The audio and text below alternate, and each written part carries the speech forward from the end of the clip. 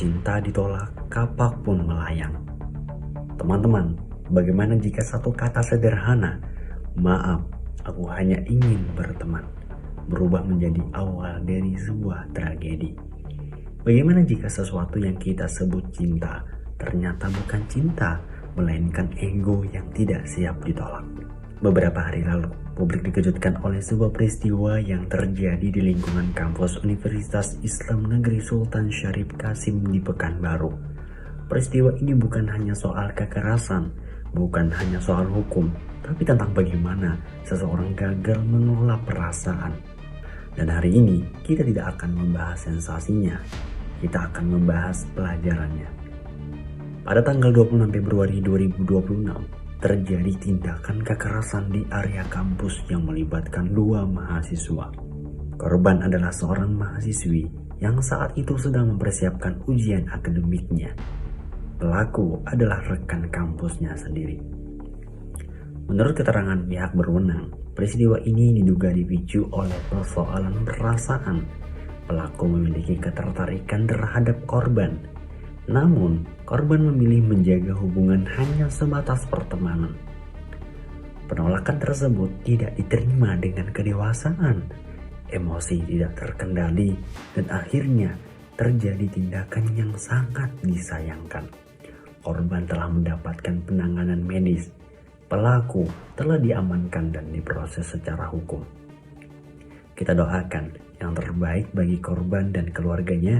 Namun di balik peristiwa ini ada pertanyaan besar. Kenapa penolakan bisa berubah menjadi amarah?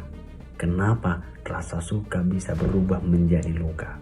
Teman-teman, kita sering menyebut kata cinta, tapi tidak semua yang terasa kuat itu adalah cinta. Cinta yang sehat memiliki 3 unsur utama. 1. Menghargai. 2. Tidak memaksa. 3. Siap menerima kemungkinan ditolak. Kalau seseorang berkata tidak, maka cinta yang sejatinya akan berkata, aku menghargai keputusanmu. Tapi kalau yang muncul adalah kemarahan, dendam, keinginan melukai, itu bukan cinta. Itu adalah ego yang terluka. Dalam psikologi, ini sering disebut sebagai rejection sensitivity. Ketidakmampuan menerima penolakan karena harga diri terlalu bergantung pada penerimaan orang lain. Dan ketika identitas seseorang terlalu bergantung pada diterima atau tidak, maka penolakan terasa seperti penghinaan, padahal sebenarnya tidak. Secara ilmiah, penolakan sosial mengaktifkan bagian otak yang sama seperti rasa sakit fisik. Artinya, ditolak memang menyakitkan, tapi ada 2 jenis respon terhadap rasa sakit.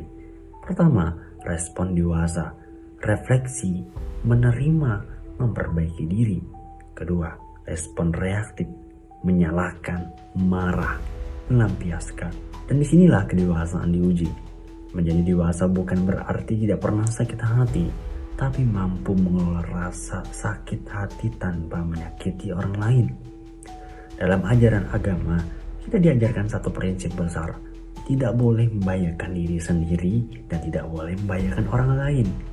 Cinta adalah Islam, bukan sekadar rasa. Cinta adalah amanah. Cinta adalah tanggung jawab. Dan cinta adalah adab. Jika seseorang benar-benar mencintai, maka ia akan menjaga kehormatan orang yang dicintainya, bukan melukainya.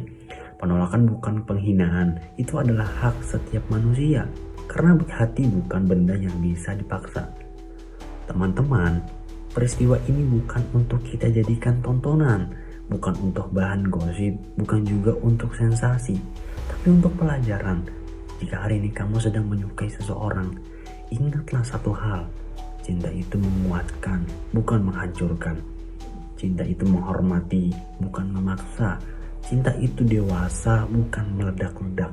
Dan jika kamu sedang ditolak, tenang, penolakan bukan akhir dunia. Kadang itu adalah cara Tuhan menyelamatkanmu dari sesuatu yang bukan untukmu. Semoga kita semua diberi kedewasaan dalam mencintai, diberi ketenangan dalam menerima, dan dijauhkan dari tindakan yang merugikan.